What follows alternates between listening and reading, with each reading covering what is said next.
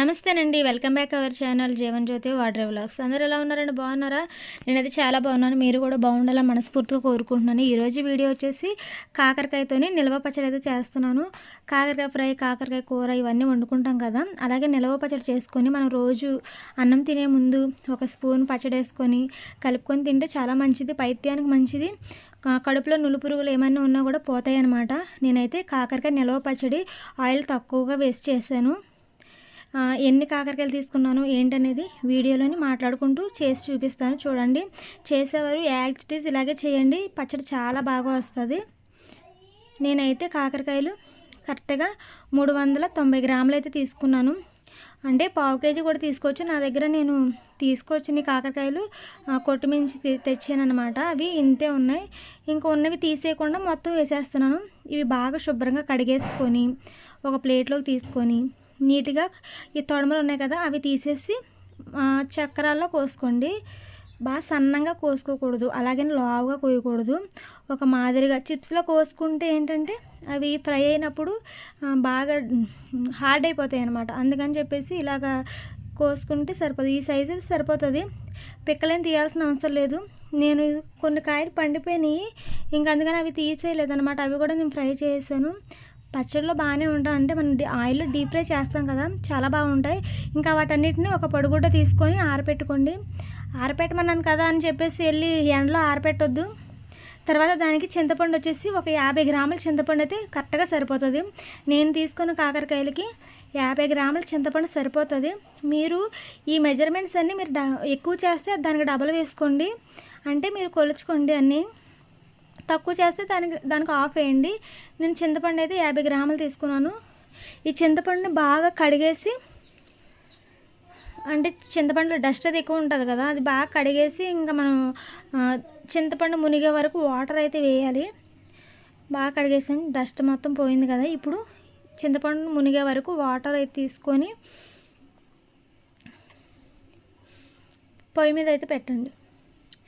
ఈ వాటర్ మొత్తం అంటే ఇంకా చింతపండు అబ్జర్బ్ చేసుకునే వరకు పొయ్యి మీద పెట్టి బాగా ఉడికించండి. చింతపండు బాగా ఉడికితే పచ్చడి పాడవదు. అలాగే మనం చింతపండులో వాటర్ ఏమైనా ఉన్నదంటే పచ్చడి పాడైపోతుంది. ముక్కలు అయితే బాగా ఎండిపోయినాయి. ఫ్రైకి ఇంకా ఫ్రై చేసుకోవచ్చు. ఈ స్టేజ్లో మనం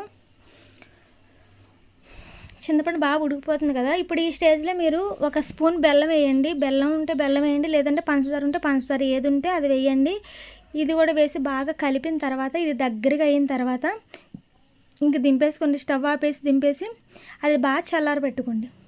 ఇది బాగా చల్లారిన తర్వాత మిక్సీ పెట్టేయండి. నేను బాగా చల్లారి పెట్టి కొంచెం లైట్ గోరువెచ్చగా ఉన్నప్పుడే నేను మిక్సీ పెట్టేశాను. అంటే వేడి వేస్తే మిక్సీ ఏం పాడవదు, అందుకని నేను మిక్సీ పెట్టేశాను అనమాట. ఇప్పుడు ఇందులో చింతపండు తొడమలు అవి ఉంటాయి కదా, అలా వేసుకున్న వాళ్ళు అలా వేసేసుకోవచ్చు. నాకు ఎందుకో మంచిగా అనిపించలేదు, అందుకని చెప్పేసి నేను బాగా స్ట్రైన్ చేశాను. మనం చింతపండు పచ్చడి చేసేటప్పుడు కాకరకాయ పచ్చడి చేసినప్పుడు ఈ తొడమలు తీసే ఇలా స్ట్రైన్ చేయడమే ప్రాసెస్ ఎక్కువ అనమాట. నేనైతే ఇంకా స్ట్రైన్ చేసేసాను. ఇంకా డీప్ ఫ్రైకి సరిపడా ఆయిల్, అంటే ఆ ఆయిల్నే మనం పచ్చడి కూడా యూజ్ చేద్దాం. ఇంక నేను వచ్చేసి ఆయిల్ వచ్చేసి 200 గ్రాములు తీసుకున్నాను. ఎక్కువ ఆయిల్ కావాలనుకున్న వాళ్ళు 300 గ్రాములు తీసుకోండి. ఇంకా ఎక్కువ తీసుకుంటే అంతగా బాగోదు పచ్చడి. నేనైతే 200 గ్రాములే నేను తీసుకున్నాను. ఆయిల్ తీసుకొని ఇవి మొత్తం ఫ్రై చేశాను. బాగా కలుపుతూ ఫ్రై చేస్తే బాగా ఫ్రై అవుతాయి. బాగా డార్క్గా అంటే డీప్ ఫ్రై చేసేయకూడదు. అలా చేయటం వల్ల ఏంటంటే ముక్క బాగా హార్డ్ అయిపోతుంది అనమాట. బాగా అంటే మనకు తినేటప్పుడు జ్యూసీగా రావాలి కదా. ఇదిగో ఈ స్టేజ్లో తీసేయండి. చూసారా ముక్క ఎలా ఉందో? ఈ స్టేజ్లో తీసేస్తే మనకు సరిపోతుంది. ఇక తీసిన తర్వాత మనం అవి బాగా చల్లారిపోవాలన్నమాట. మనం పచ్చడి కలుపుకునేటప్పుడు ఈ చింతపండు కానీ ఈ కాకరకాయలు కానీ ఏమీ అసలు వేడిగా ఉండకూడదు. అన్నీ చల్లారిపోవాలి. అన్నీ కూల్గా ఉన్నప్పుడే. చూసారు ఎలా ఫ్రై అయ్యి చూపించాను కదా, ఇలా అయితే సరిపోద్ది. ఆయిల్ ఏం తీసేయాల్సిన అవసరం లేదు. ఆ ఆయిల్లోనే పోపు కూడా పెట్టేయండి. పోపు కోసం నేను వెల్లుల్లిపాయలు తీసుకున్నాను. అంటే ఒక హాఫ్ వెల్లుల్లిపాయ తీసుకున్నాను. అంటే నేను పచ్చడి తక్కువ క్వాంటిటీలో చేస్తున్నాను కదా, ఇంకా పల్లీలు ఇంకా పప్పులు ఎన్ని కావాలంటే అన్ని వేసుకోవచ్చు. నేను జీలకర్ర, కొన్ని ఆవాలు అయితే వేసాను. తర్వాత అవి ఫ్రై అయిన తర్వాత ఎండుమిరపకాయలు కూడా వేసి అవి బాగా ఫ్రై చేసుకోవాలి. ఎండుమిరపకాయలు కూడా ఈ పచ్చళ్ళలోనే నిలవ పచ్చళ్ళలోనే కరివేపాకు, ఆవాలు, వెల్లుల్లిపాయ ఇవన్నీ చాలా బాగుంటాయి. మీ దగ్గర ఇంగు ఉంటే ఇంగు వేయండి, ఇంగు వేస్తే టేస్ట్ బాగుంటుంది. ఇంగు లేని వాళ్ళు దాన్ని స్కిప్ చేసేయండి. పచ్చిమిరపకాయలు అయితే పచ్చిమిరపకాయలు వేసుకోరు, ఎండుమిరపకాయలు వేస్తారు. కొందరు పచ్చిమిరపకాయలు వేయకూడదని అడిగారు. వేయకూడదని ఏమి లేదు. ఇందులో మనం వేసే పొడులు అయితే నా దగ్గర ముందుగా స్టోర్ చేసుకొని ఉన్నానమాట, ఉన్నాయి. అవి అయితే ఒక 30 స్పూన్ వచ్చేసి, ఇది వచ్చేసి మెంతి పొడి, ఇది వచ్చేసి ఆవ పొడి అనమాట. అవి నేను ఫ్రై చేసి పొడి చేసుకున్నాను. ఇది జీలకర్ర ధనియాల పొడి, ఇది వచ్చేసి గరం మసాలా పొడి. ఈ పొడులన్నీ మీకు తెలుసు కదా, గరం మసాలా పొడి ఎలా చేస్తారు ఏంటి అనేది వీడియోలో చూడండి మన ఛానల్లో ఒకసారి విజిట్ చేయండి, తప్పకుండా నచ్చుతుంది. ఈ పొడులన్నీ బాగా కలిపేసుకోండి. ఇప్పుడు అన్నీ బాగా చల్లారిపోయిన తర్వాత మనం ఇప్పుడు పచ్చడి కలిపేసుకుందాము. బాగా చల్లారిపోయినాయి, ఇవి కూడా చల్లారిపోయినాయి. ఇంకా కారం, ఇంకా అలాగే సాల్ట్ ఎంత వేస్తామనేది ఈ వీడియోలో చూపిస్తాను. మనం గరం మసాలాని కలిపేసుకున్నాం కదా, ఆవపిండి, మెంతిపిండి ఇవన్నీ అవి పక్కన పెట్టుకొని, సాల్ట్ వచ్చేసి నేను 50 గ్రాములు తీసుకున్నాను. కప్పుల్లో అయితే ఒక హాఫ్ కప్ తీసుకోండి. మెజరింగ్ కనిపించలేదు, వీడియో స్కిప్ అయిపోయింది. కానీ ఒక 50 గ్రాములు తీసుకోండి. సాల్ట్ సరిపోద్ది. కారం వచ్చేసి 60 గ్రాముల కారం అయితే సరిపోతుంది. 60 గ్రాముల కారం అంటే ఒక కప్పు తీసుకోండి. కప్పుల్లో అయితే ఒక కప్పు కారం, ఒక హాఫ్ కప్ వచ్చేసి సాల్ట్ తీసుకుంటే సరిపోతుంది అనమాట. నేనైతే అలా తీసుకున్నాను. మీరు కూడా అలా యాజ్ ఇట్ ఈజ్ అలా తీసుకోండి ఈ కొలతలకు అయితే. ఇప్పుడు కలిపేసుకుందాము. ముందుగా ఈ పొడులన్నీ వేసేసుకోండి. తర్వాత సాల్ట్ చూసారా, సాల్ట్ అది 50 గ్రాములే. అలాగే కారం కూడా ఒక 100 గ్రాముల కారం వేసేసుకోండి. కప్పుల్లో అయితే మీ దగ్గర చిన్న కప్పులు ఉంటాయి కదా, అవి వచ్చేసి ఒక హాఫ్ కప్ వచ్చేసి సాల్ట్, ఒక ఫుల్ కప్ వచ్చేసి కారం తీసుకోండి. ఇక తర్వాత కొంచెం లైట్గా కొంచెం పసుపు వేయండి. పసుపు యాంటీబయాటిక్ మంచిది కదా, కాకరకాయ ఎంత మంచిదో పసుపు కూడా మనకు అంతే మంచిది. ఈ పొడులన్నీ బాగా కలిపేసుకొని ఇప్పుడు ఆ ముక్కలు కూడా వేసేసి ఆ ముక్కలకు బాగా పట్టేలా కలిపేసుకోండి. నేనైతే చాలా బాగా కలిపాను. తర్వాత పొట్టు తీసిన వెల్లుల్లిపాయలు వేసుకుంటే చాలా మంచిది. మనం తినేటప్పుడు అవి బాగా అంటే ఊరుతాయి కదా, వెల్లుల్లిపాయ చాలా టేస్ట్ అనేది ఏ పచ్చడిలోకైనా చాలా బాగుంటుంది. మీరు వేసుకోండి. ఇప్పుడు పోపు కూడా చల్లారిపోయింది కాబట్టి ఇది కూడా వేసేసి బాగా కలిపేసుకోండి. చూడండి, నేనైతే ఆయిల్ చాలా తక్కువగా వేసాను. మీకు తెలుస్తుంది చూసేటప్పుడు, నేను ఆయిల్ అయితే ఎక్కువ వేయలేదు. పచ్చడి నేను తక్కువగా చేస్తున్నాను, అందుకని చెప్పేసి నేను ఆయిల్ ఎక్కువ వేయలేదు. అంటే నిలవ ఉండదు కదా, అంటే నిలవ పచ్చడే మనం బయట పెట్టినా పాడవదు. అంటే నార్మల్ పచ్చళ్ళు ఏంటంటే బయట పెడితే పాడైపోతాయి, బూజు పెట్టేస్తూ ఉంటాయి కదా, ఇది అలా పాడవదు అనమాట. అంటే ఎక్కువ చేయలేదు, తక్కువ చేశాను కాబట్టి సరిపోతుంది. ఆయిల్ తక్కువగా వేసుకుంటే మంచిది. ఆయిల్ ఎక్కువగా ఉండడం వల్ల ఏంటంటే మనం వేసుకునేటప్పుడు ఆయిల్ రావడం వల్ల చప్పగా ఉంటుంది, పచ్చడి అసలు బాగోదు. ఇలా ఆయిల్ తక్కువగా వేసుకొని పచ్చడి చేసుకుంటే చూడండి, చూడటానికి బాగుంది కదా, తినడానికి కూడా చాలా బాగుంటుంది. ఈ వెల్లుల్లిపాయలు కూడా చాలా బాగుంటాయి. ఇందులో వేసినవి ఏవి కూడా కరివేపాకు కూడా చాలా బాగుంటుంది. నాకైతే ఉప్పు కారం అన్నీ కరెక్ట్గా సరిపోయినాయి నేను తీసుకున్న మెజర్మెంట్స్కి.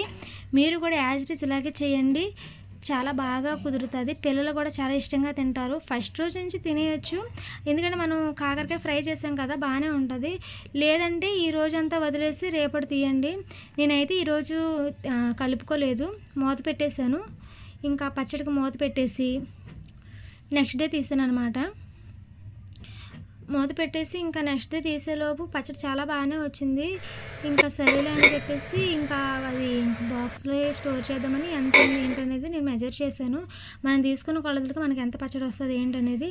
ఆ నెక్స్ట్ డే చూసేసరికి పచ్చడి అయితే ఇలా ఉందన్నమాట. ఆయిల్ నేను తక్కువ వేస్తానని చెప్పాను కదా, సరిపోతుంది ఆయిల్ మనం తినటానికైతే. నాకైతే సరిపోయింది, అన్నీ కరెక్ట్గా కుదిరాయి. పచ్చడి చాలా బాగా వచ్చింది. మీరు ట్రై చేయండి ఒకసారి. ట్రై చేసి మీ పిల్లలకి పెట్టండి. కాకరకాయ తిన్న వాళ్ళకి ఇలాగ మనం తినే మొదటి ముద్దలోనే ఒక ముద్ద వేసి తిన్న తర్వాత మనం మిగతా కూరలతో తింటే చాలా మంచిది. ఇదన్నమాట. ఈ వీడియో మీకు ఎలా అనిపించిందో కామెంట్ చేయండి. పచ్చడి మీకు నచ్చినట్లయితే తప్పకుండా లైక్ చేయండి. ఇలాంటి వీడియోస్ కోసం మన ఛానల్ అయితే సబ్స్క్రైబ్ చేసుకోండి.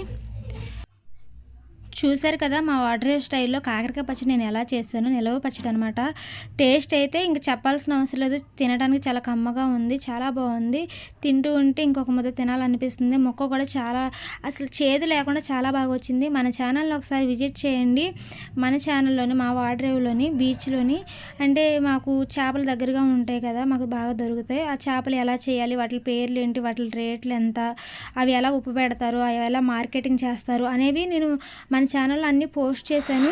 మీకు నచ్చినట్లయితే తప్పకుండా లైక్ చేయండి, సబ్స్క్రైబ్ చేసుకోండి. మీరు బెల్ ఐకాన్ క్లిక్ చేయడం వల్ల ఏంటంటే మన వీడియోస్ అప్లోడ్ చేసిన వెంటనే మీకు నోటిఫికేషన్ వస్తుందన్నమాట. మన ఛానల్ తప్పకుండా విజిట్ చేయండి, మీకు తప్పకుండా నచ్చుతుంది. నేను అన్నీ జెన్యూన్గా పెడతాను అనమాట. పచ్చడి తింటూ ఉంటే చాలా బాగుంది. ఒక ముద్దకు బదులు ఇంకా అన్నం మొత్తం తినేస్తారనమాట. చేదు అనేది ఎక్కడ ఉండదు. మనం ఇందులో చింతపండు రసం ఇలా ఉడికించి వేసాం కాబట్టి చాలా బాగా వచ్చింది. చూసారా ముక్క కూడా ఎంత జ్యూసీగా ఉందో. తినేటప్పుడు అస్సలు చేదు అనేది లేదు. మీకు అర్థమవుతుంది అనుకుంటాను, నేను చూపిస్తున్నాను. తినడానికి చాలా బాగుంది. మీరు కూడా ఒకసారి ట్రై చేయండి, మీరే చెప్తారు. పిల్లలు కూడా చాలా ఇష్టంగా తింటారు కాకరకాయ పచ్చడి అంటే. వాళ్ళు ఇష్టపడతారు కూడా ఈ కాకరకాయ పచ్చడిని. తినడానికైతే చాలా బాగుంది. మీరు కూడా మీ పిల్లలకి పెట్టండి. ఇలాంటి పచ్చళ్ళు అన్నీ మన పిల్లలకి మనం పరిచయం చేయాలి. కారం లేకుండా ఉండకూడదు. పిల్లలు ఎంతో కొంత కారం అయితే తినాలన్నమాట. అందులోని కాకరకాయలు తినడం వల్ల మన బాడీకి ఎంత మంచిదో మీకు తెలుసు కదా. 90s కిడ్స్ అయితే ఇప్పుడు తింటున్నారు, కానీ ఇప్పుడు వచ్చే జనరేషన్ పిల్లలకి అసలు ఈ పచ్చళ్ళు అంటేనే తెలియదు. అలాంటి వాళ్ళకి మన తల్లులుగా మనం పరిచయం చేయాలి. ఇదండి వీడియో. మీకు నచ్చినట్లయితే తప్పకుండా సబ్స్క్రైబ్ చేసుకోండి. Thank you for watching.